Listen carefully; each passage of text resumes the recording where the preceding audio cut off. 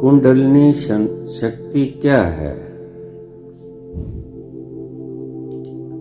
तथा कैसे 7 चक्र भेद के ये शक्ति सहस्रार में शिव और शक्ति को एक किया जा सकता है। कृपया इस पर विस्तार पूर्वक चर्चा करें। प्रश्न पूछा है शालीन प्रवीण।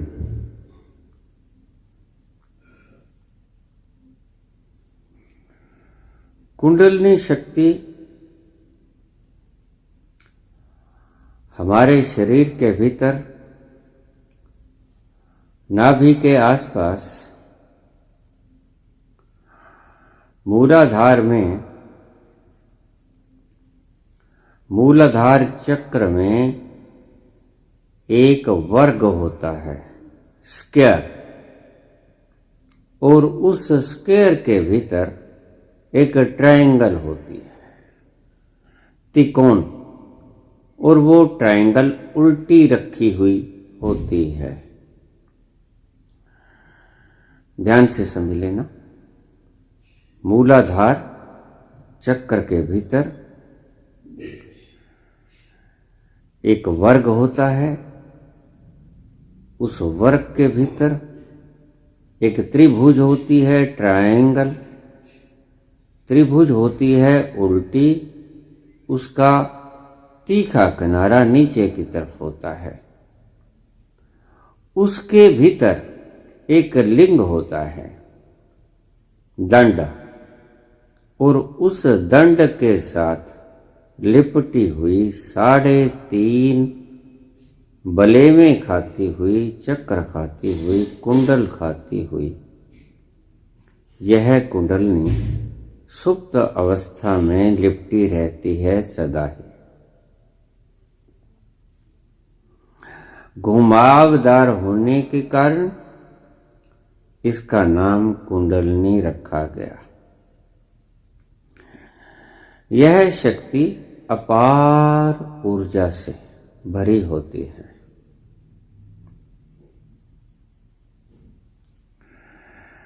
हमारे शरीर के अंदर नाभि के थोड़ा सा नीचे 72,000 नाड़ियां,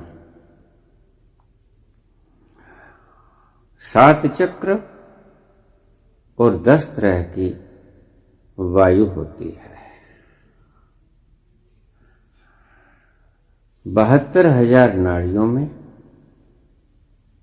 72 नाड़ियां प्रमुख होती हैं, और 72 नाड़ियों में भी 3 नाड़ियां अति प्रमुख होती हैं।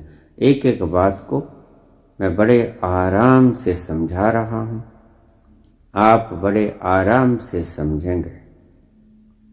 तत्व की बात है, शांति भरे माहौल में सुनने की कृपा करें। 72,000 नाड़ियां मूलाधार के आसपास, नाभि के पास, उसमें से 72 नाड़ियां प्रमुख, और 72 में से भी 3 नाड़ियां अति प्रमुख। ये हमारे मूलाधार चक्र से शुरू होके मेरुदंड में से होते हुए ऊपर सहस्रार तक जाती हैं। ये 3 नाड़ियां हैं, एक बाईं तरफ जाती है, एक दाईं तरफ जाती है। मेरुदंड के भीतर सर्पाकार,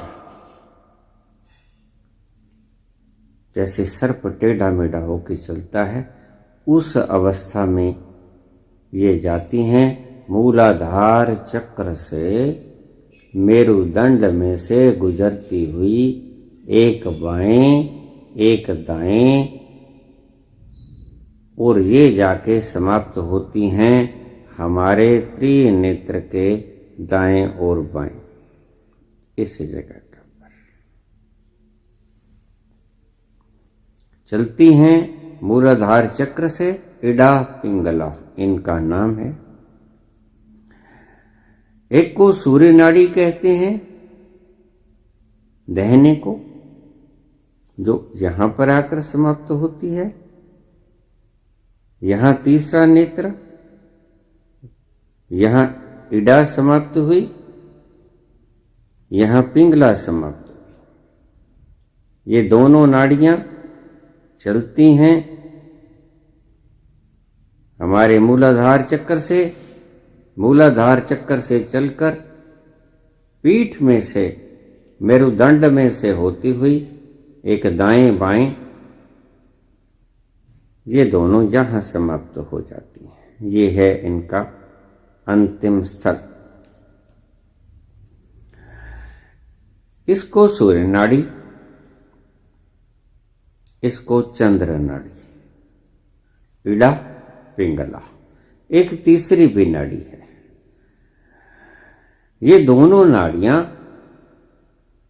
सर्पाकार अवस्था में चलती हैं, ऐसे टेढ़े टेढ़े होकर मेरुदंड के भीतर से आके यहां समाप्त हो जाती हैं। चलती हैं मूलाधार चक्र से, मेरुदंड में से होते हुए सर्पीली गति से आती हैं, दोनों समाप्त हो जाती हैं यहां, इडा और पिंगला। एक को कहते हैं सूर्य नाड़ी, दूसरे को कहते हैं चंद्र नाड़ी। सूर्य नाड़ी गर्म होती है, चंद्र नाड़ी ठंडी होती है। सूर्य नाड़ी पुरुषत्व से भरी होती है, चंद्र नाड़ी अस्त्रित्व से भरी होती है, अस्त्रैण स्वभाव होता है उसका। अब ये दो नाड़ियां आपको समझ आ गई। तीसरी नाड़ी इनके बिल्कुल बीच में से जाती है, उसको कहते हैं सुषुम्ना नाड़ी। निकलती वो भी मेरुदंड में से है और मेरुदंड में से होती हुई वो समाप्त होती है हमारे सहस्रार में, जिसको हम कपाल भी कहते हैं, दशम द्वार भी कहते हैं। यहां पर आकर समाप्त हो जाती है। अब आपको समझा गया होगा। इडा पिंगला सुषुम्ना, ये 7 चक्र सुषुम्ना के भीतर, चक्र तो 6 हैं, 7वां चक्र नहीं है। सहस्रार चक्र, चक्र नहीं है, वो तो अंतिम पड़ाव है जहां तक पहुंचना है। उसको कहते हैं शिव रूप। सहस्रार को शिव रूप कहते हैं। चक्र 6 हैं। मूलाधार, स्वाधिष्ठान, मणिपूरक, अनाहत, विशुद्ध, आज्ञा। मूलाधार चक्र जननेन्द्रिय के भीतर 2 अंगुल दूर गुदा और जननेन्द्रिय के बीच में स्थित होता है मूलाधार चक्र। और उस मूलाधार चक्र में एक वर्ग होता है, वर्ग में उल्टी त्रिभुज होती है, ट्रायंगल। उस त्रिभुज के भीतर एक लिंग होता है, उस लिंग के आसपास सर्पाकार रूप में लिपटी हुई 3.5 बल खाती हुई वो कुंडलिनी शक्ति होती है। मैंने आपको बहुत सरल ढंग से समझा दिया है।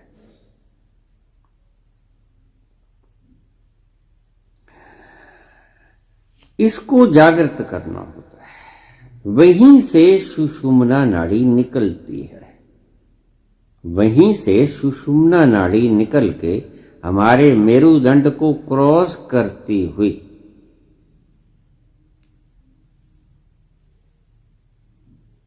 सहस्रार तक पहुंचती है। सभी चक्रों का भेदन करती हुई कुंडलिनी शक्ति सुषुम्ना के भीतर से गुजरती हुई सबसे पहले वो भेदन करती है मूलाधार चक्र का, फिर भेदन करती है स्वाधिष्ठान का, फिर भेदन करती है मणिपूरक का, फिर भेदन करती है अनाहत का, फिर भेदन करती है वो विशुद्ध चक्र का, और सबसे आखिर में भेदन करती है आज्ञा चक्र का। भेदन करती हुई मिल जाती है जाकर सहस्रार में। इस कुंडलिनी को पार्वती रूप भी कहते हैं। ये पार्वती, सहस्रार को हम शिव रूप कहते हैं, पार्वती को हम शक्ति रूप कहते हैं, शिव शक्ति। शक्ति शिव में जाके समा जाती है और वो शिव शक्ति का मिलन हो जाता है। ये है सारी प्रक्रिया कुंडलिनी के जागरण की। लेकिन इस कुंडलिनी का मुंह सुषुम्ना नाड़ी के अंदर फंसे कैसे? बस सारी क्रिया ये है। मैं आपको थोड़ा समझा देता हूं। देखिए, अब इससे आप समझ जाएंगे। ये कुंडलिनी शक्ति का मुख है। ये सुषुम्ना और ये कुंडलिनी। कुंडलिनी को सुषुम्ना के भीतर फंसाना है। ये ऐसे। फिर से समझ लीजिए।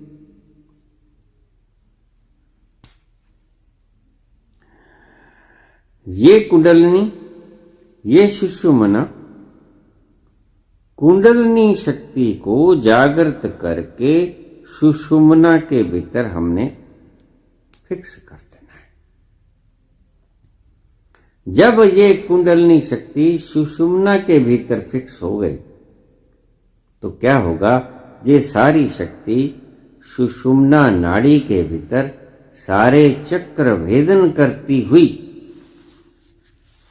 स्वाधिष्ठान, मणिपूरक,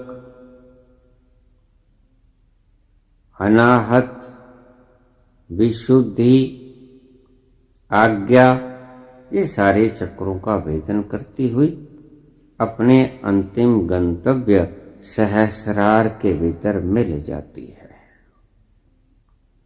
ये इतनी शक्ति से भरी होती है कि इसका वर्णन नहीं किया जा सकता।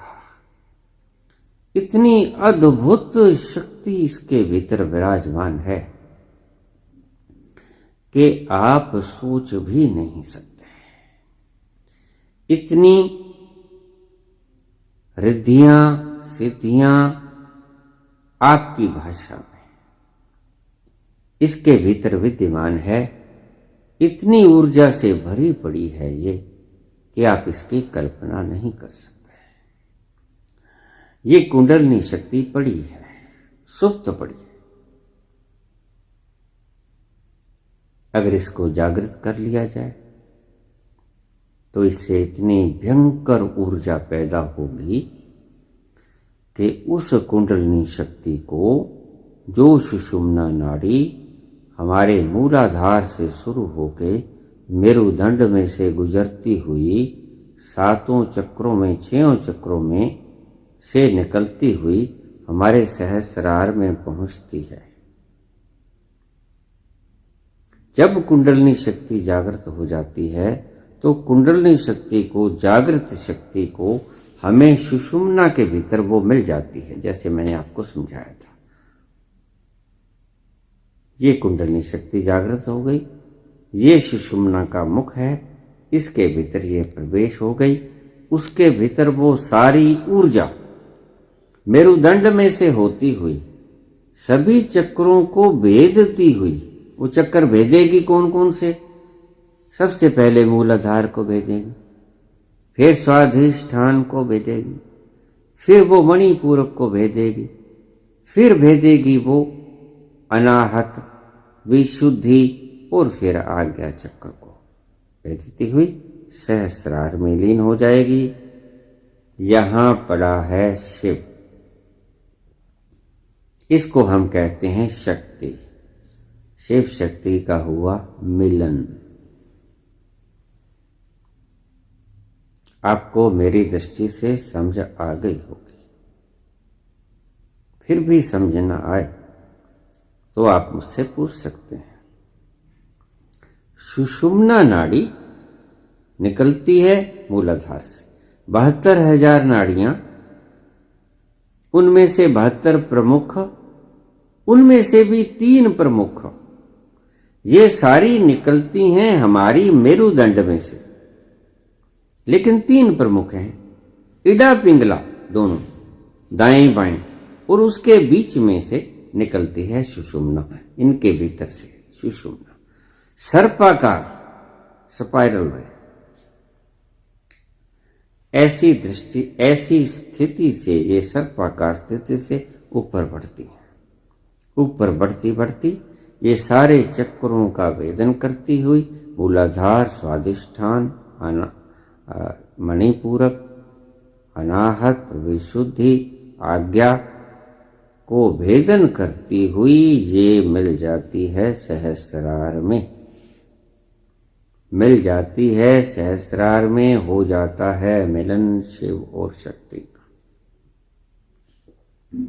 अनंत ऊर्जा से भरपूर।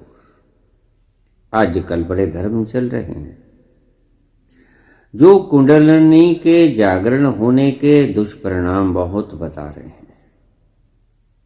सब व्यर्थ की बात है। कुंडलिनी जागरण होती है, कुछ भी गलत घटित नहीं होता है। वो उसका उदाहरण देते हैं एटॉमिक पावर के साथ। जैसे सारे matters, all the matter is created by atoms. सभी जो संरचना है वो छोटे छोटे एटम से मिलकर बनी है। सारी सृष्टि उस एटम को जब तक खो जाना गया था किसी को पता नहीं था। द्वितीय विश्व युद्ध में एल्बर्ट आइंस्टीन ने परमाणु बम बनाया, एटम बम, उसकी तकनीक विकसित की। जब उस एटम को तोड़ा गया उसके भीतर 3 तत्व निकले, इलेक्ट्रॉन, प्रोटॉन, न्यूट्रॉन। जब उस एटम को तोड़ा गया महाशक्ति का विस्तार हुआ। आग, आग, शक्ति, एनर्जी, एनर्जी। और एक छोटे से बम ने, एक छोटे से एटम ने कितना संहार किया आपको पता ही है। जब नए दिखने वाली शक्ति एटम, एटम को आप नंगी आंखों से नहीं देख सकते, लेकिन वो है। विशेष तरह के यंत्रों से, दूरबीनों से वो देखा जाता है। जब इसकी खोज की गई इलेक्ट्रॉन, प्रोटॉन, न्यूट्रॉन को, तब वैज्ञानिकों को यह पता नहीं था कि अगर इनको भ्रष्ट कर दिया जाए, तोड़ दिया जाए, अपने स्थान से हटा दिया जाए तो इनके भीतर क्या ऊर्जा पैदा होगी, किस तरह की ऊर्जा पैदा होगी।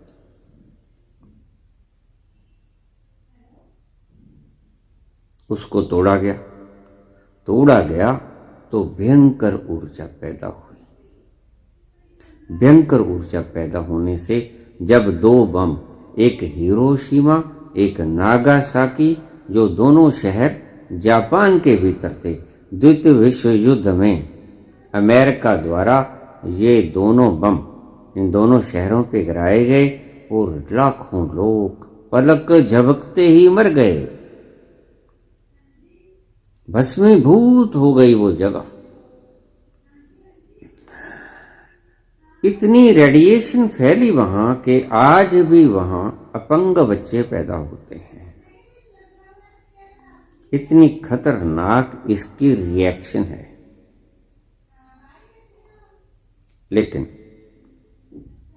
अगर इसको आप हठ योग की प्रणाली से गलत मलत तरीके से गुरु के सानिध्य के बिना जागृत करोगे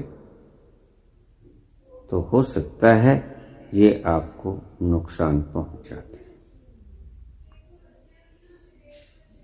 मैं इसको जागृत करने का जो फॉर्मूला इजाद किए है, मैं उसके द्वारा ही इसको जागृत करने की विधि आपको फिर से समझाऊंगा।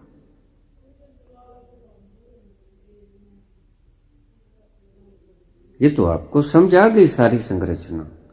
हमारे शरीर की 72,000 नाड़ियां, 72 मेन, 3 और भी मेन, इडा पिंगला दाएं बाएं, बीच में से निकलती है सुषुम्ना। सुषुम्ना के भीतर ये 6 चक्र, मूलाधार, स्वाधिष्ठान, मणिपूरक, अनाहत, विशुद्धि और आज्ञा चक्र, ये 6 चक्रों का भेदन करना होता है। कुंडलिनी शक्ति को सुषुम्ना के भीतर से प्रवेश हो गए और उसके बाद इन 6 चक्रों का भेदन करके 7वें चक्र में सहस्रार में मिल जाना होता है। बस हो गया शिव शक्ति का मिलन। बरसेगा आनंद चारों तरफ, महान ऊर्जा का भंडार आपको मिल गया। आनंद की परम ऊर्जा का भंडार आपके पास। लेकिन हम इसको हठ योग से जागृत नहीं करेंगे। हम इसके किसी प्रकार के भी दुष्परिणामों से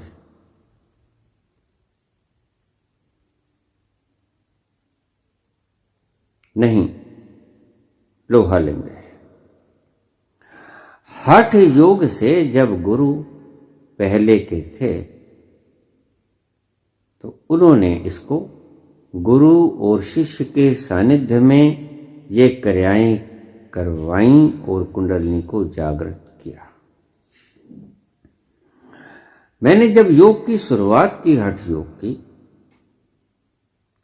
यम नियम आसन प्राणायाम प्रत्याहार धारणा ध्यान समाधि का पतंजलि योग प्रदीप में जब मैं वस्ती धोती नेति बजरोली न्योली ये क्रियाएं वगैरह किया करता था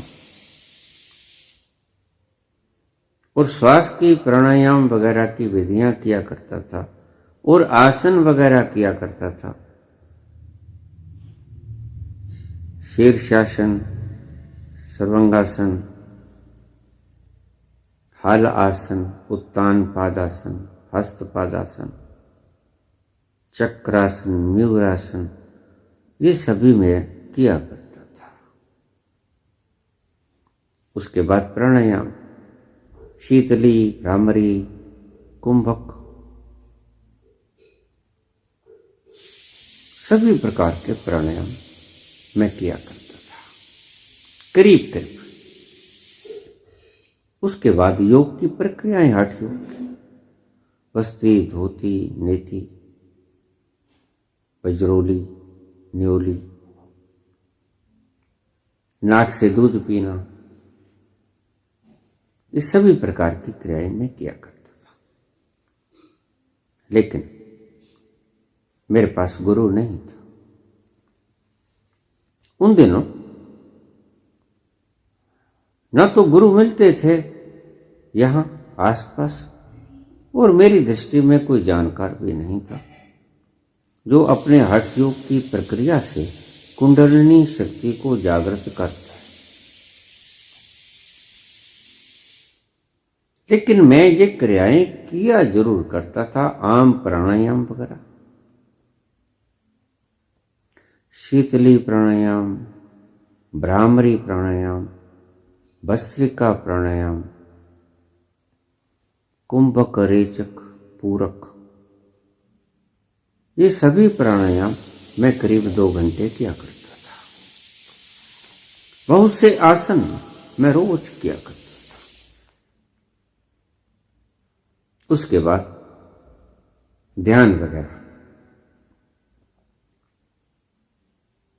हुआ। ये 1976 की बात है, 26 नवंबर। मैं अक्सर शिव मंदिर में बैठा करता था।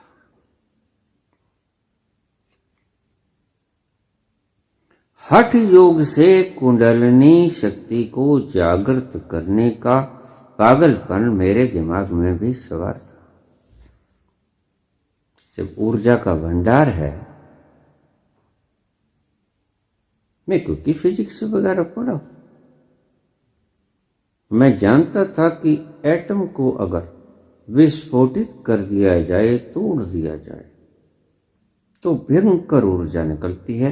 वैसे ही कुंडलिनी के भीतर भयंकर ऊर्जा पड़ी है और हमने उस ऊर्जा को एटम की तरह तोड़ना है। जब वो ऊर्जा खुल जाएगी, कुंडलिनी अपना मुख खोल लेगी, तो उसको सुषुम्ना के भीतर से प्रवेश करा के उस ऊर्जा के द्वारा 6 चक्र भेदन, 6 चक्रों का भेदन करा के हम 7वें चक्र में जहां पहुंचाना है। ये चक्र नहीं, ये तो लक्ष्य है।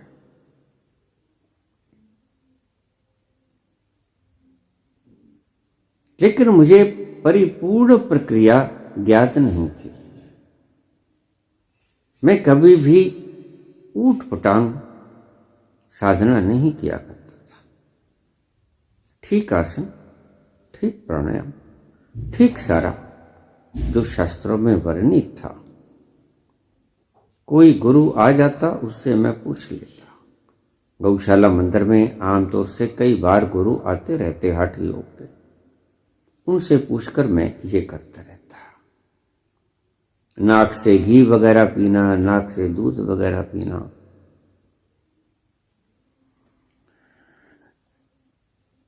मैं बैठा 26 नवंबर का दिन, करीब कोई बजे होंगे 10:30 दिन के। अचानक मेरे सामने महायोगी शिव प्रकट हुए। उन्होंने मुझे जो क्रिया बताई, मैं उसको क्रिया योग का नाम दे देता हूं, जो आप सबको मैंने सविस्तार समझाई है। उन्होंने मुझसे कहा कि कुछ और करने की आवश्यकता नहीं। वस्ती, धोती, नेति, न्योली, बजरोली, किसी भी तरह का ये बंध लगाने की, जालंधर बंध, मूल बंध, उड्डीयान वगैरह किसी तरह की जरूरत नहीं है। कोई आपस में प्राणों को मिलाने की आवश्यकता नहीं है। मैं आपको एक परम आसान सूत्र बता देता हूं।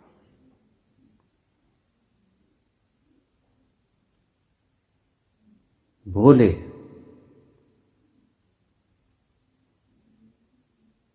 अपना भोलापन बरसा गए। आप क्रिया योग का ये अभ्यास किया करो। उसी दिन से मैंने 2000 श्वास रोज डेली लेना शुरू कर दिया। जैसे आपको वीडियो के भीतर मेरे चैनल के हैंडलर, कंट्रोलर रोहित ने बताया, सही तरीका है। उसमें फेफड़ों को पूरा भर लेना है और पेट को भी भर लेना है। जब आप पेट को श्वास से भरोगे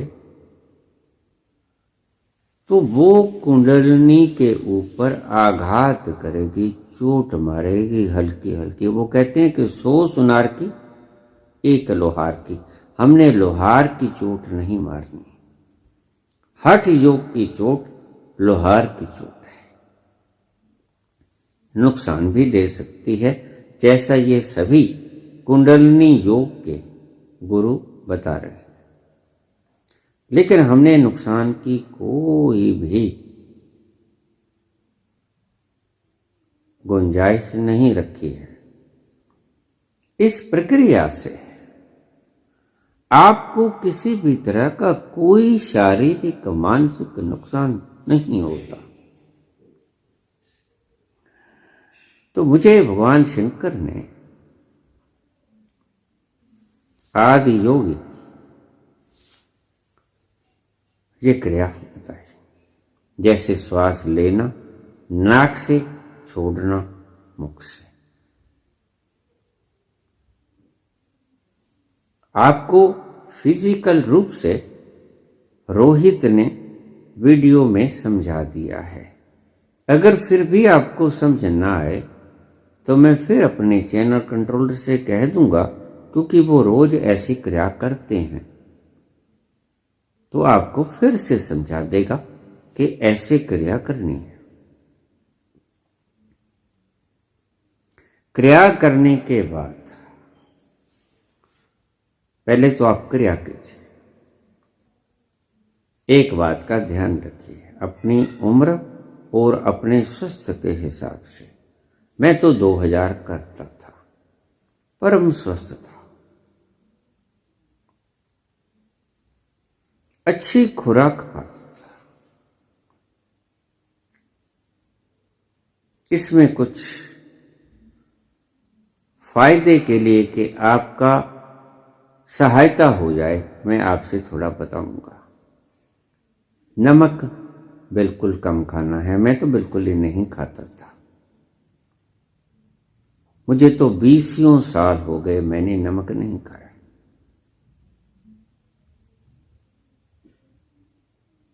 प्राकृतिक चीजों से ही नमक मिल जाता है। ईश्वर ने सब्जियों के भीतर इतनी न्यूट्रलिटी रखी है नमक की और सभी प्रकार के मिनरल्स और एलिमेंट्स की, पोषक तत्वों की, कि उसने बिल्कुल गिन गिन के सारे तत्व डाले। आपको एक्स्ट्रा से बाहर से मसाले वगैरह डालने की जरूरत नहीं है। अगर आप नहीं रह सकते हो तो बहुत समाल मात्रा में आप ले सकते हो। न लें तो बहुत अच्छा रहेगा। किसी प्रकार का उत्तेजक खाना ना खाएं, नॉन वेज वगैरह ना खाएं, मांसाहार वगैरह ना खाएं, साधारण खाना खाएं, पौष्टिक। मैं अक्सर दूध ही पीता था, उन दिनों में भी सिर्फ एक रोटी खाता था, दूध पीता था। मुद्दतों से मेरा आहार दूध ही रहा है, आज भी। आपने क्रिया योग की वो क्रिया जो मैंने आपको समझाई, श्वास क्रिया, वैसे क्रिया योग नाम का कि बहुत सी साधनाएं और भी बाजार में प्रचलित हैं। मैं उनके बारे में कुछ नहीं जानता, ना मैंने वो कभी की हैं, ना मैंने वो कभी सुनी है। मैं तो अपनी एक क्रिया योग को जानता हूं जो मुझे मेरे इष्ट महादेव आदि गुरु आदि गुरु शंकर भगवान देखे। हूबहू आपको मैंने वर्णन कर दिया है। बहुत से लोग मुझसे पूछ लेते हैं कि आप कोई शिविर लगा लिया करो, इस तरह की गुप्त रहस्यात्मक बातें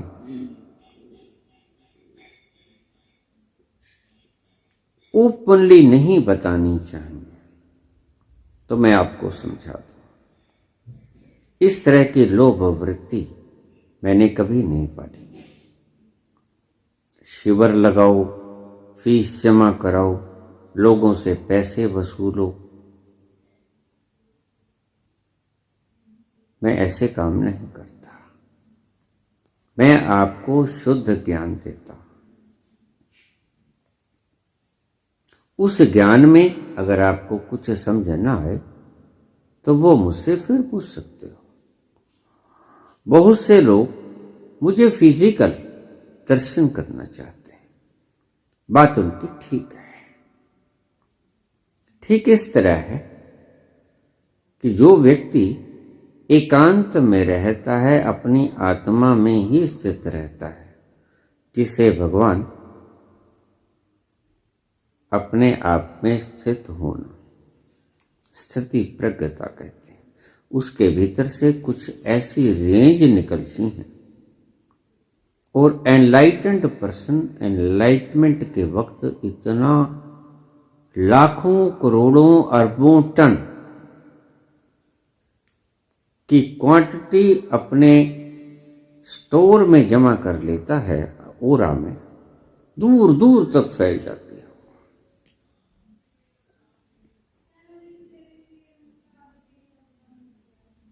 कि वो लाखों साल तक बिखरती रहती है।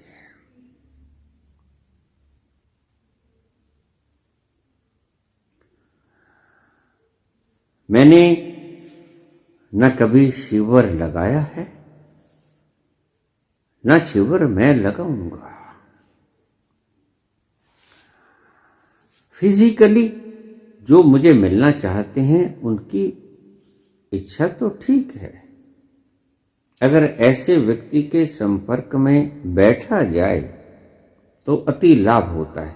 ऐसे व्यक्ति के संपर्क में तो अगर वो मृत भी हो जाए तो भी उसके संपर्क में बैठा जाए तो बहुत लाभ होता है आध्यात्म के मार्ग में। इसीलिए हमने सन्यासियों को दफन किया, जलाया नहीं। क्यों? क्योंकि उनका एक एक बाल तक, ये बाल जो बढ़ाने का रिवाज चला था सिख धर्म में, उसका और कोई कारण नहीं था। एनलाइटनमेंट के समय में जब बाबा नानक को एनलाइटनमेंट हुआ, 3 दिन तक वो नदी के भीतर रहे, बरसता रहा बरसता रहा बरसता रहा। उनका रुआं रुआं उस रेत को पी गया, रुआं रुआं उस शक्ति को पी गया।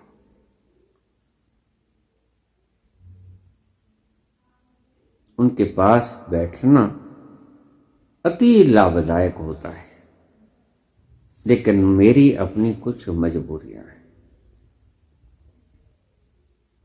जनता आज पशेमान है, मैं जानता हूं उनका दर्द। चारों तरफ लुटेरे बैठे, जिसकी वजह से मुझे ये चैनल स्टार्ट करना पड़ा। वो जानते हैं नहीं जानते हैं, विवाद का विषय है। मैं इस पर किसी तरह की कोई बहस नहीं करूंगा, लेकिन मैं जैसा जानता हूं आपको ज्ञान दे रहा हूं। उसकी एवज में आपसे कुछ नहीं मांगता हूं।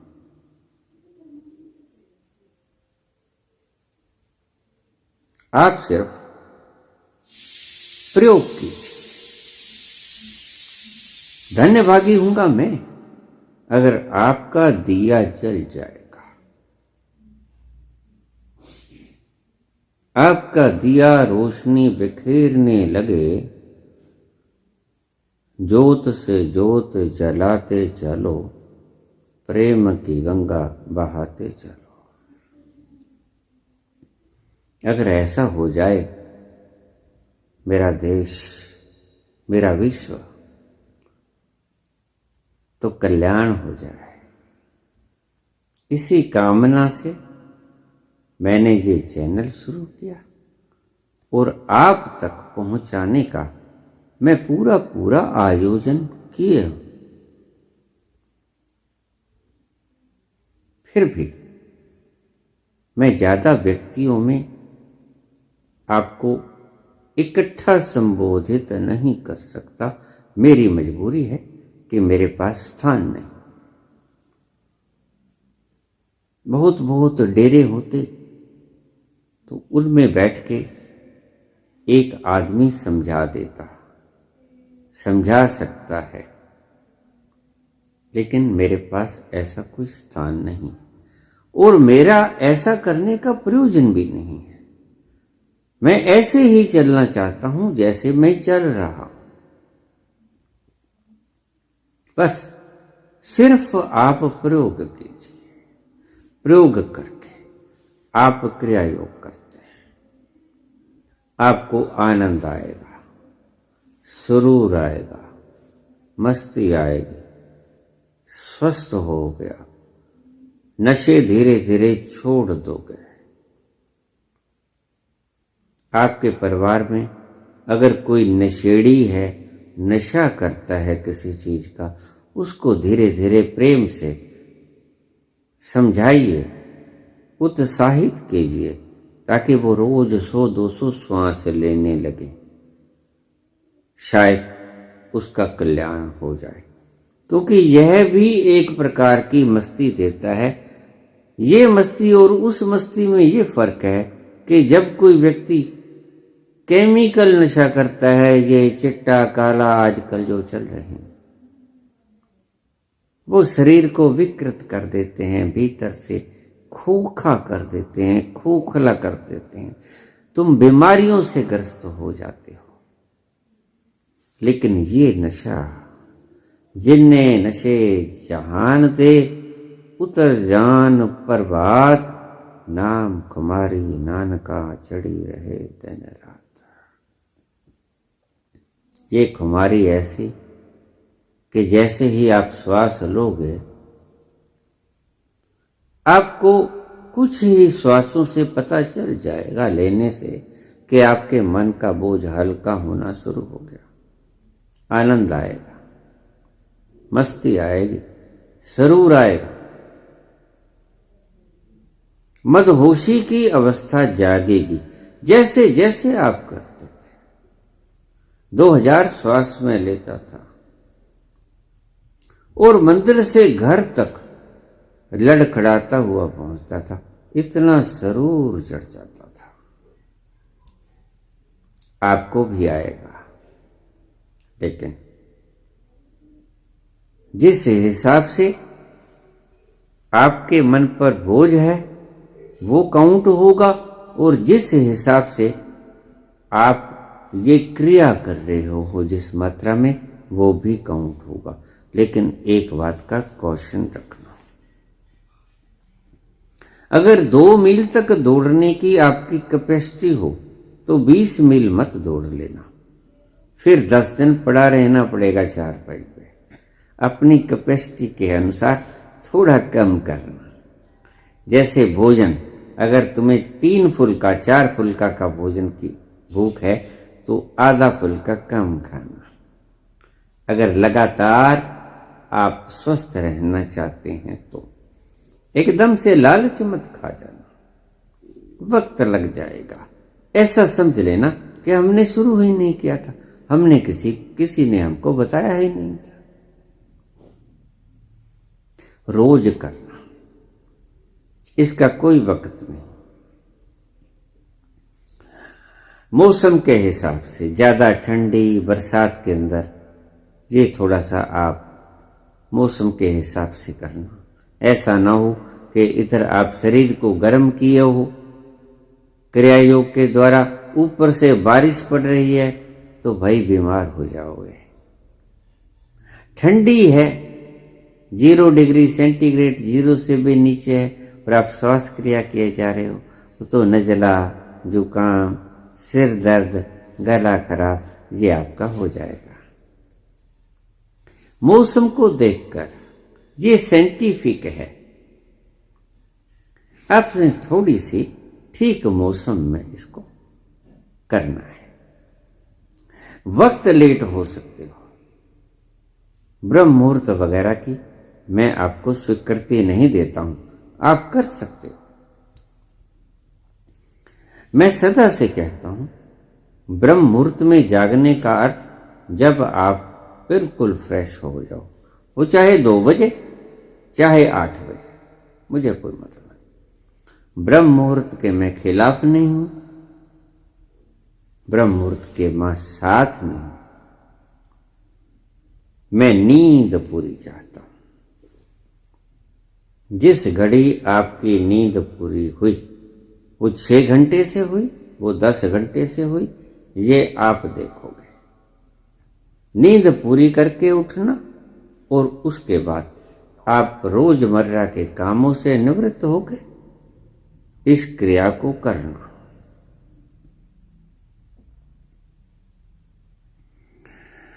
इन चक्रों के भेदन में मैं आपको बताता हूं।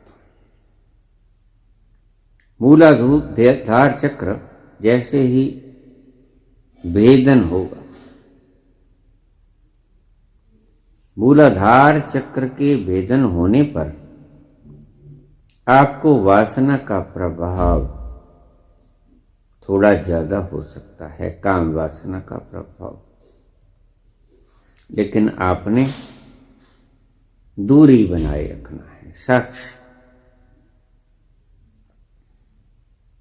मूलाधार चक्र जैसे ही भेदन होगा, कुंडलिनी के द्वारा आपको काम वासना जाग सकती है। उस क्षण में आपने क्या करना है, मैंने कुछ उपाय बताए हैं। चैनल बदल लेना है, ध्यान को आपने चेंज कर लेना है, वासना की तरफ से ध्यान को खींच लेना है। प्रोत्साहित करते हो आप अपने ध्यान को, इसलिए वासना को बल मिलता है। मैंने पहले भी कहा था एक प्रवचन में कि मन को शक्ति आप देते हो, मन से शक्ति खींच लो तो जैसे आपने पैडल मारना बंद कर दिया, थोड़ी दूर पर जाकर साइकिल गिर जाएगा। लेकिन आप जान जान के मन को शक्ति देते हो, पैडल मारना बंद ही नहीं करते। चाहे झगड़े से पैडल मारते हो, लेकिन पैडल मारते हो। पैडल मारना मन को शक्ति देना है। मूलाधार चक्र के भेदन में आपको पता चलेगा कि कौन व्यक्ति आपके समीप आ रहा है, कौन आपके बारे में याद कर रहा है आपको। इसका जो संबंध है वो घ्राण इंद्रिय से है, सुनने की शक्तियों से।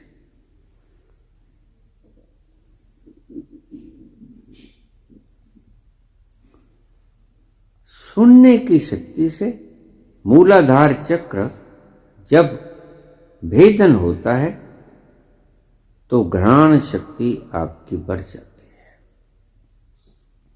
आपको दूर की बातें सुनाई पड़ सकती हैं।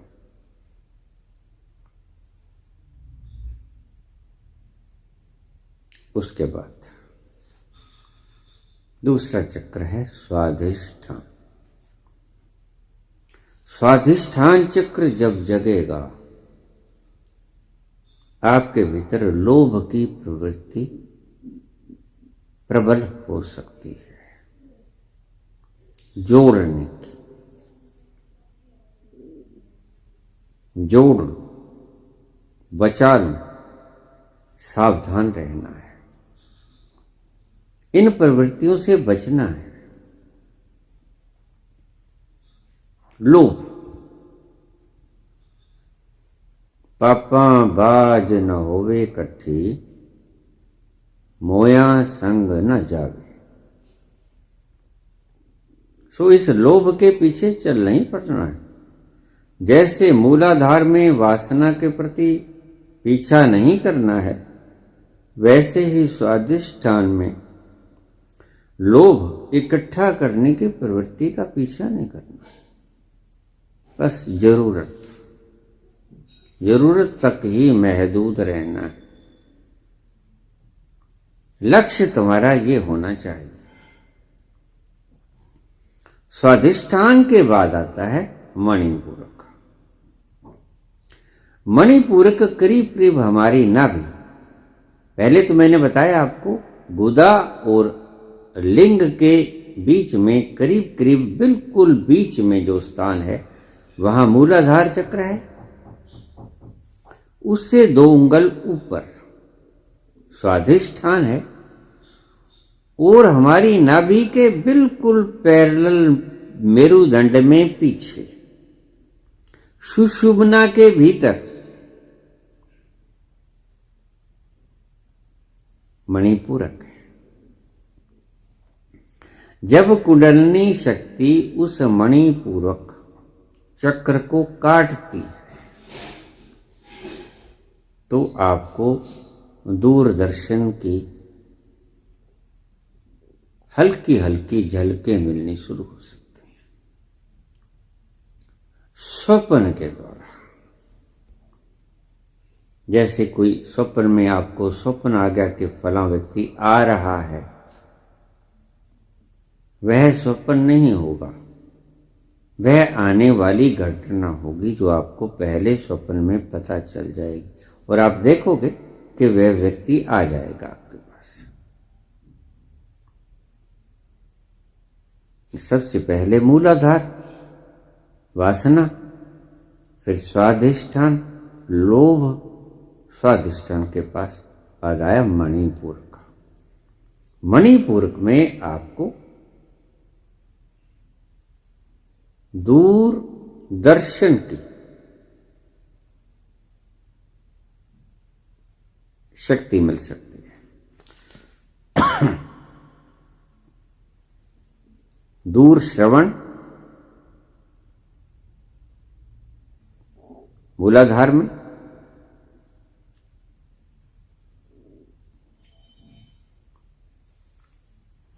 उसके बाद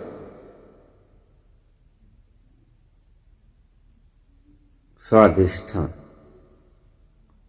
जैसे स्वाधिष्ठान जागृत होगा आपके भीतर लोभ जगेगा और उस लोभ की पूर्ति के लिए आपको आर्थिक कमाई कैसे करनी है उसके ढंग भी उजागर हो जाएंगे, चाहे स्वप्न से हो जाए, चाहे जागृत में आपके विचारों के भीतर वो चीज प्रस्थापित हो जाए। अगर आपकी आर्थिक दशा ठीक नहीं है तो आपको स्वाधिष्ठान चक्र जागृत होने तक इंतजार करना चाहिए। स्वाधिष्ठान चक्र के जागृत होते ही अगर आप चाहेंगे कि आपकी आर्थिक शक्ति ठीक हो जाए, पोजीशन ठीक हो जाए, तो वो ठीक होने लगेगी। लेकिन ध्यान रखना, आपको डिमांड रखनी पड़ेगी। जैसे मूलाधार के जागृत होने पर आपको दूर श्रवण की सिद्धि मिलेगी। दूर श्रवण, दूर तक। अगर आप अब 10 फुट पे सुन सकते हो, फिर आप 150 फुट पे सुन सकोगे। लेकिन वो आपको डिमांड करनी पड़ेगी कि देखें तो 150 फुट के ऊपर कौन क्या बोल रहा है।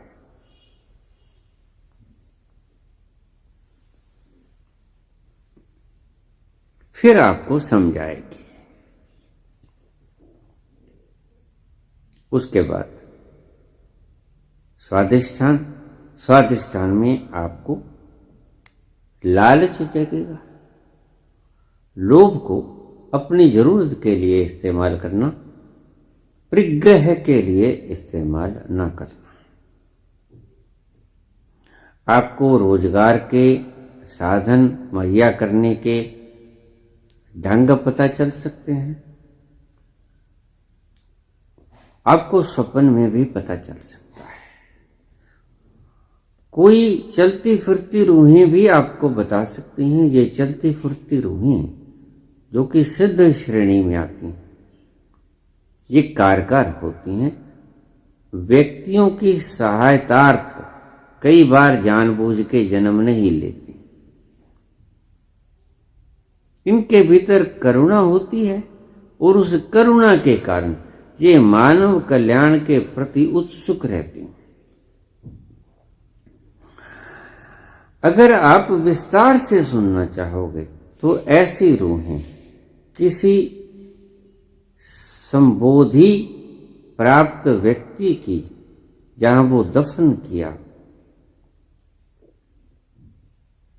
वहां पर आपको बहुत मात्रा में मिल जाएंगी। ऐसी रूहें आपको वहां मिल जाएंगी। इसलिए जिसे हम कहते हैं कि यहां जाकर हमारी मनोकामना पूरी हो जाती है, किसी तीर्थ पर, किसी धाम पर,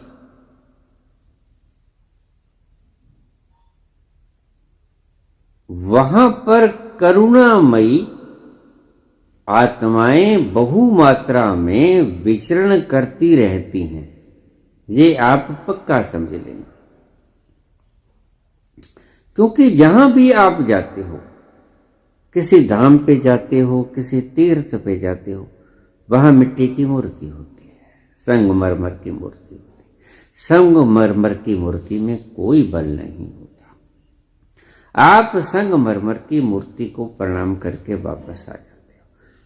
आप समझ लेते हो कि मेरी इच्छा मैंने बोल दी, भगवान ने सुन ली, लेकिन भगवान ने नहीं सुनी। मूर्ति न सुनती है, ना तीर्थ सुनता है। ये बात समझिए, ये गहरी बात है। आप जितने भी धामों में जाते हो जो प्रसिद्ध हैं, प्रचलित हैं, वैसे अगर मुझसे पूछोगे तो आज शायद कुछ धाम बचे हों जहां आदमी की इच्छा पूरी होती है, अन्यथा बाकी धाम लुप्त हो गए। कुछ धाम हैं जो बचे हैं, लेकिन सभी गायब हो गए हैं। बाकी सभी गायब हो गए। वहां जाने का कोई अर्थ आज नहीं। आप अगर जाते हैं तो मैं आपको रोकूंगा नहीं, जाते रहें। मैं नाम भी नहीं गिनवाऊंगा।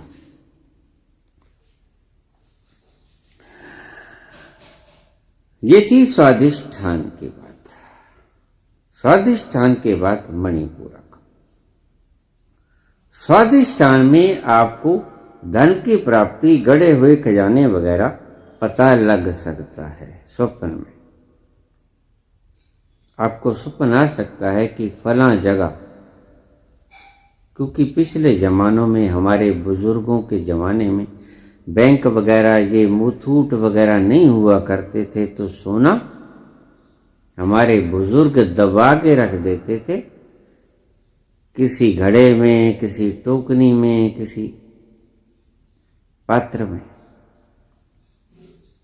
मर जाते थे, बताते नहीं थे, वारिसों को पता नहीं चलता था। वो आज भी दबे पड़े, उनका पता चल जाएगा। हमारे यहां ऐसे, मेरे शहर में कुछ केस हुए हैं और उन लोगों ने निकाले हैं। नाम नहीं लूंगा, पता सबको है। क्योंकि गड़ा हुआ खजाना सरकार का होता है नियमानुसार अगर देखा जाए तो। लेकिन बहुत वर्ष बीत चुके हैं उन बातों को। आज प्रसंगवश मुझे बोलना पड़ा तो मैंने बोल दिया।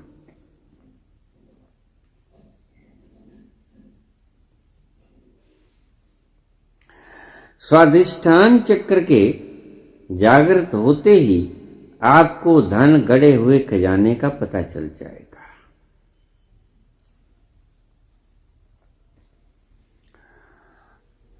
आपको स्वप्न में भी पता चल सकता है कि फला जगह गड़ा हुआ खजाना पड़ा है। कुछ अदृश्य आत्माएं भी आपको बता सकती हैं। तो मैं तीर्थों की बात कर रहा था, धामों की बात कर रहा था। वो आपकी जो इच्छा है वो धामों के ऊपर या ऐसी मज़ारों के ऊपर जिसमें कोई एनलाइटेंड पर्सन दफन है, बहुतायत में ये शुद्ध आत्माएं जो मनुष्यता की सेवा करने को हर वक्त तत्पर रहती हैं, वो व्यक्ति की व्यथा को अक्सर दूर कर देती हैं अगर आप वहां जाके नमन करोगे तो।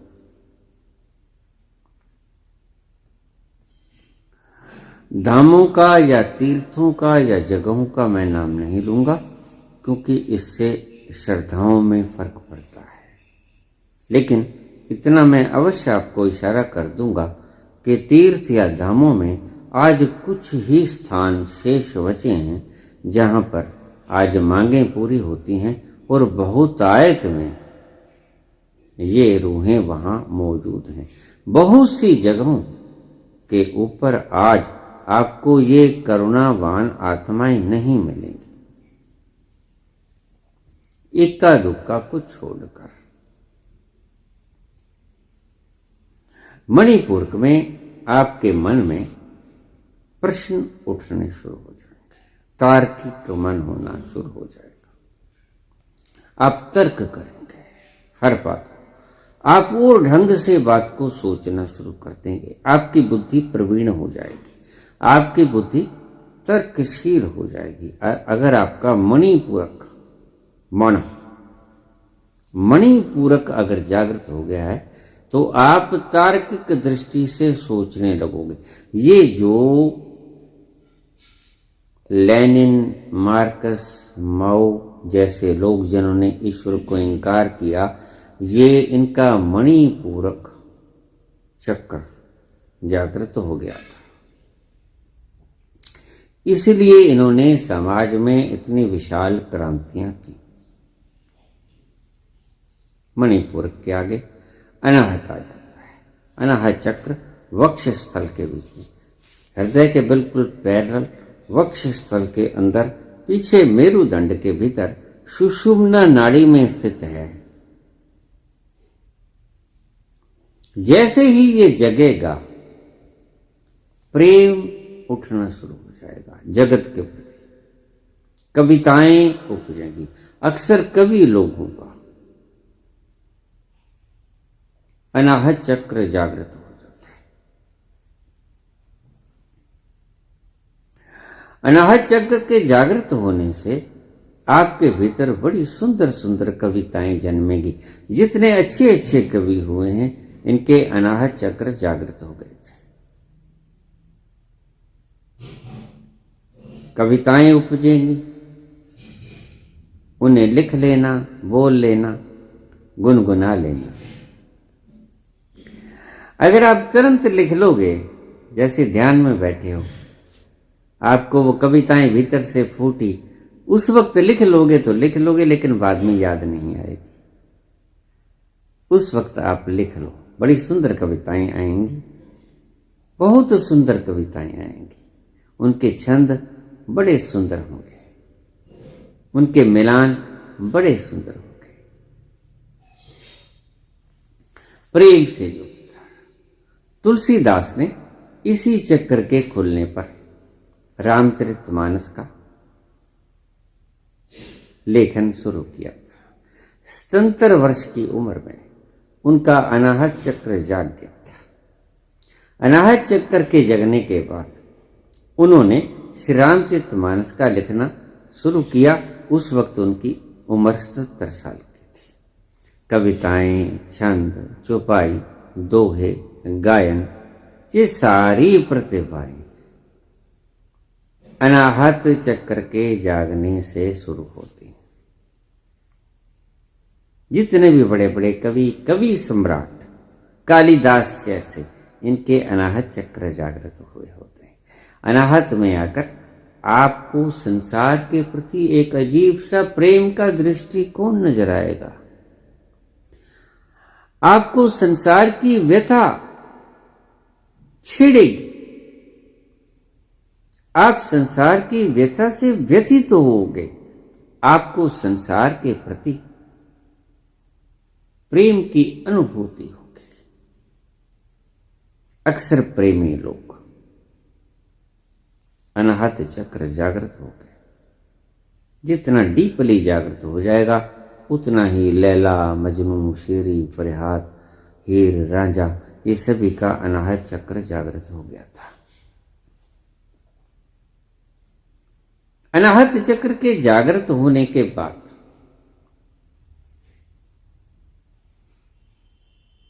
चक्र आता है विशुद्धि चक्र। अब समझ जाना, अब आप एक ऐसे क्षेत्र में प्रवेश करने जा रहे हो जो बड़ा गंभीर क्षेत्र है। अब आपको संभल संभल के कदम रखने पड़ेंगे। जैसे ही कुंडलिनी शक्ति मूलाधार छेदा, स्वाधिष्ठान छेड़ा, उसके बाद मणिपूरक छेड़ा, फिर उसके बाद उसने अनाहत छेद दिया। अनाहत को छेदने के बाद जैसे ही वो छेदेगी विशुद्धि चक्र को,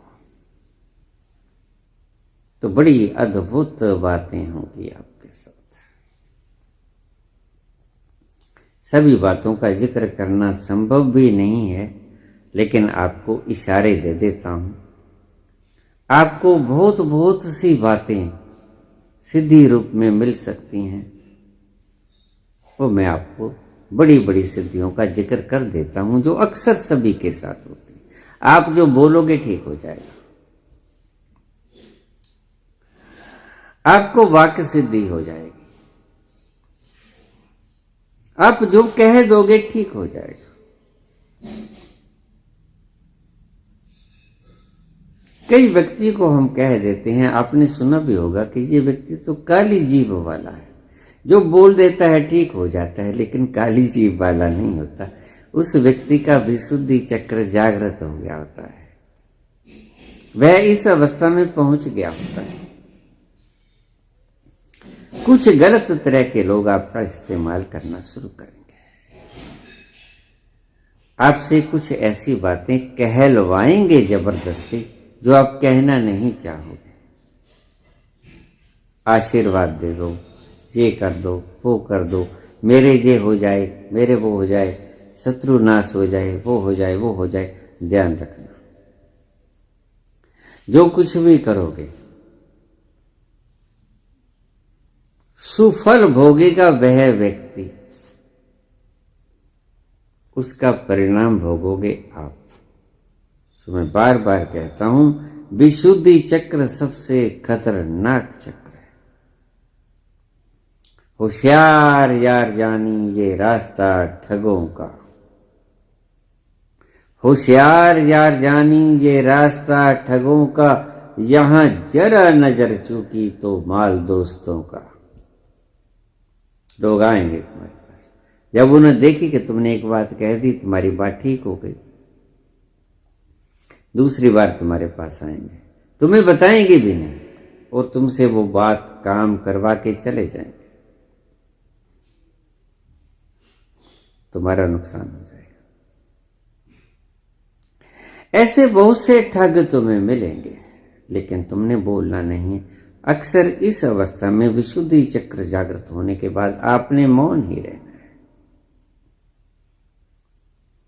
हो सके तो एकांतवासी भी हो जाना, अकेले में बैठ जाना, किसी से मिलना जुलना ज्यादा नहीं, क्योंकि बोलोगे तभी जब तुम्हें कोई मिलेगा। संभाषण भी ज्यादा ना करें। विशुद्धि चक्र में और भी बहुत सी बातें मिलेंगी आपको। अष्ट सिद्धि नवनिधि,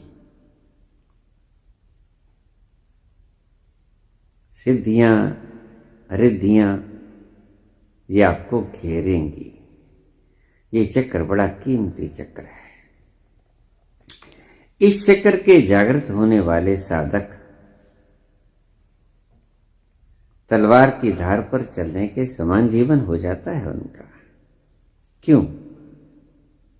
क्योंकि जो वो कह देंगे उसका सुफल तो मिलेगा उन व्यक्तियों को। कुफल आपको भोगना पड़ेगा। रामकृष्ण परमहंस के जीवन की एक घटना आपको सुनाई देता हूं।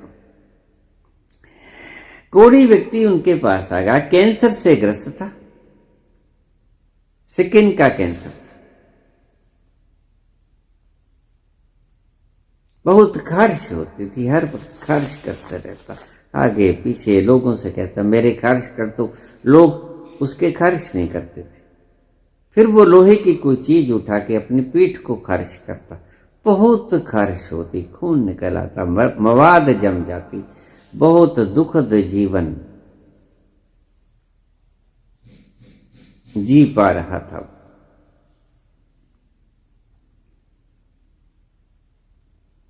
जब उसे पता चला कि रामकृष्ण परमहंस उच्च अवस्थाओं को पहुंच गया है,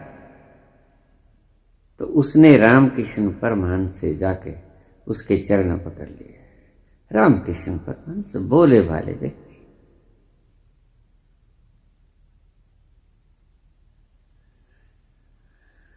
शक्ति पूरी, मन भोला,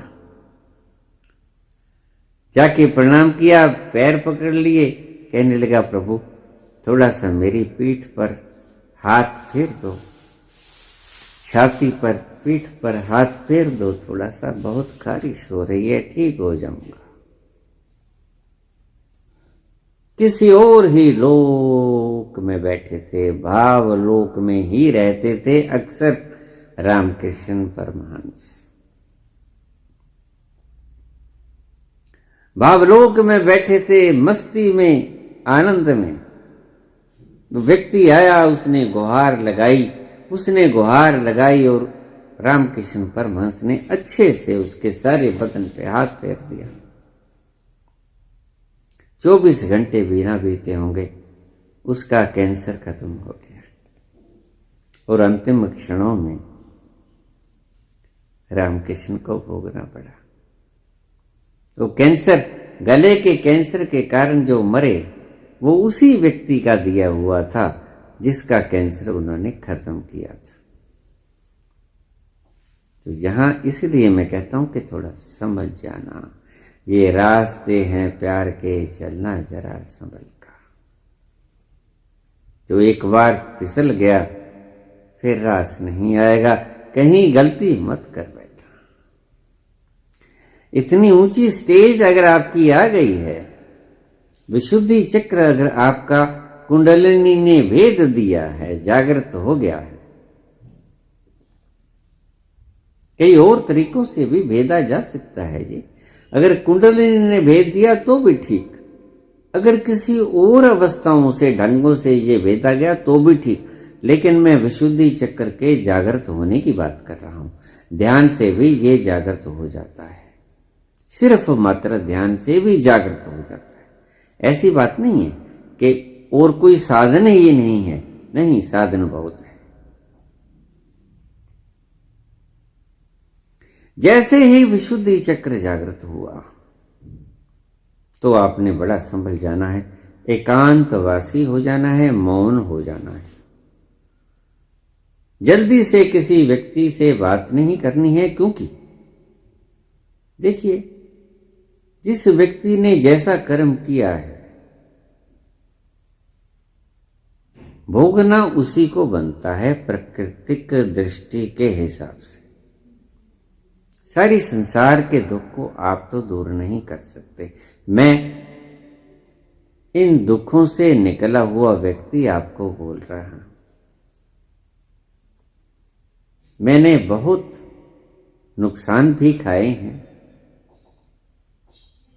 झेले भी हैं, तकलीफें, इसलिए आपको आगाह कर रहा हूं कि ऐसा काम मत करना जो आपको तंग होना पड़े। ईश्वर ने आप पे कृपा की है, आप उसका आनंद लीजिए। जब आप परिपूर्ण हो जाओगे फिर बांटना, अभी नहीं, अभी आप इस योग्य नहीं हुए हो। विशुद्धि चक्र में तो मैं उसकी तारीफ कर ही नहीं सकता। जैसे आपको आधा ब्रह्मांड मिल गया हो, बस इसमें मैं बात खत्म करने की कोशिश करूंगा। आधा यूनिवर्स आप उसके मालिक बन गए हो विशुद्धि चक्र के जागृत होने के बाद। विशुद्धि चक्र के बाद कुंडलिनी भेदती है, ये आगे चक्र का ध्यान रखना। ये जो आजकल अनापान सती योग या जो त्राटक के अभ्यास चल रहे हैं, इसके ऊपर ध्यान केंद्रित करना, भूल कर भी इन क्रियाओं को मत करना।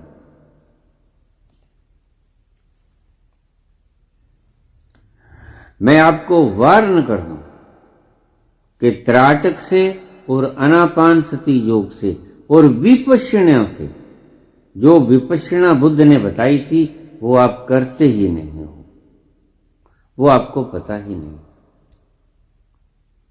निश्चित ही विपश्यना से लोग पहुंचते हैं, साधक पहुंचता है, लेकिन विपश्यना है क्या, ये आपको पता नहीं है।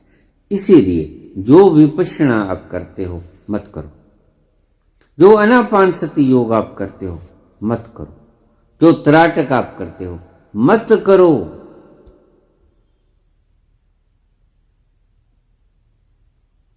ये आपका भला नहीं करेंगे, ये आपको उलझा देंगे। उसके बाद ये आज्ञा चक्र का भेदन करेगी कुंडलिनी, तो फिर आप मालिक हो जाते हो। भगवान शंकर की तरह तीसरे नेत्र से आप जब चाहे जो चाहे काम ले सकते हैं। इसकी शक्ति को मोड़कर, तीसरे नेत्र की शक्ति को मोड़कर आप पूर्व जन्मों का दर्शन भी कर सकते हैं। भविष्य की घटनाओं को भी बड़े आराम से देख सकते हैं। वैसे भविष्य की घटनाओं को विशुद्धि चक्र से भी देखा जा सकता है,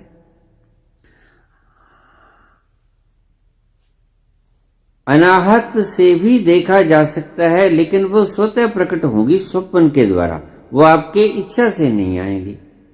विशुद्धि चक्र से आपकी इच्छा करने से आपके स्वप्न में आ सकती हैं, लेकिन आज्ञा चक्र से तो आप प्रकृति को आज्ञा करोगे और आपको सच सच सामने आ जाएगा, आपकी आज्ञा और आपका कार्य पूरा। आज्ञा चक्र का मैं आपको क्या गिनाऊं, इसकी महत्ता तो कोई भी नहीं गा सकता, वेद शास्त्र कोई भी नहीं गा सकता। इसकी महत्ता थोड़े से शब्दों में मैं आपको बता देता हूं कि संसार में वो कौन सी चीज है जो आज्ञा चक्र के जागृत होने के बाद वह व्यक्ति नहीं कर सकता। सिरा मैंने बता दिया। वो भेदन करने के बाद कुंडलिनी यानी कि शक्ति रूपा पार्वती मां दुर्गा,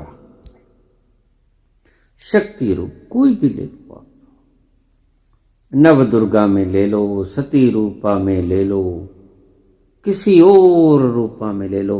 यही कारण है कि जो हम अष्टमी के दिन कन्या पूजन करते हैं वो शक्ति रूपा से ही करते हैं। ये शक्ति रूपा शिव के भीतर ये सहस्रार में जाके मिल जाती है, जैसे नदी जाके समुद्र में विलीन हो जाती है। और फिर क्या होता है ये मैं क्या बताऊं। फिर आनंद की निरंतर बारिश होती है, निरंतर पैमाने छलकते हैं, आपकी बिना इच्छा के।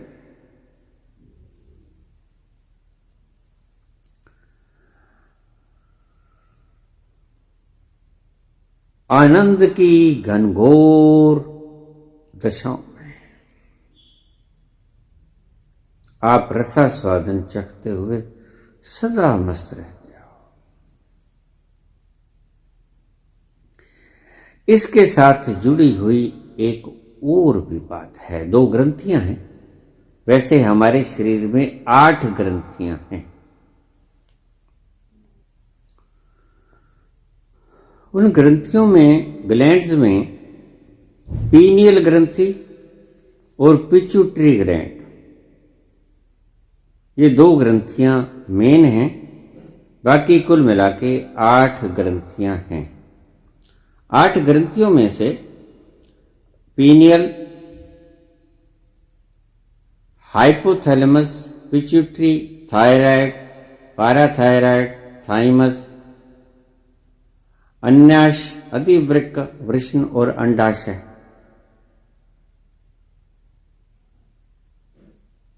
ग्रंथियां तो और भी हैं, लेकिन उनका क्योंकि यहां पर कोई विशेष जिक्र करना अधिमान नहीं रखता है, यहां पर सिर्फ एक ग्रंथि का, पिट्यूटरी ग्लैंड का भी कोई विशेष बात नहीं है, पीनियल ग्लैंड का होता है।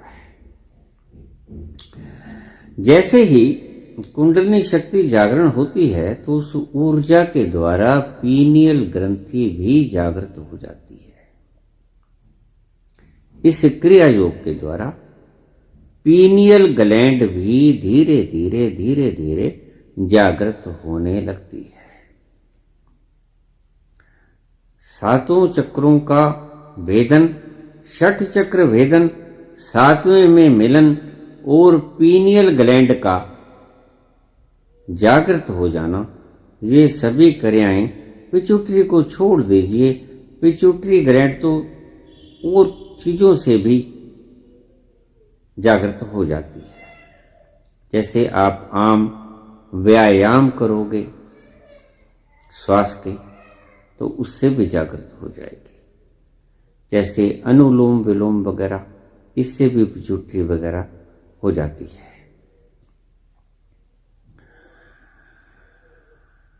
पीनियल ग्लैंड, इसके जागृत होने में भी बड़ा आनंद है, लेकिन ये आनंद उस आनंद से कहीं कम है जो कुंडलिनी शक्ति जागृत होके आपके सहस्रार में प्रवेश करने से आप आनंद को पाते हो, उसका 1000वां हिस्सा भी नहीं है। पीनियल ग्लैंड के जागृत होने से आनंद बहुत मिलता है। अक्सर ये पीनियल ग्लैंड के व्याख्याकर्ता संभोग से उस आनंद की तुलना को करते हैं कि संभोग से ज्यादा, सैकड़ों गुना, हजारों गुना ज्यादा आनंद आता है। लेकिन जब सभी 6 चक्र भेदन के बाद कुंडलिनी शक्ति आपके सहस्रार में प्रवेश करती है तो लाखों गुना आनंद आता है। वो पीनियल ग्लैंड के जागृत होने के आनंद को आप अंतरिम आनंद मत मान लेना। किसी भी क्रिया के द्वारा शिव शक्ति का मिलन संबोधि के क्षण आपको प्राप्त हो जाए,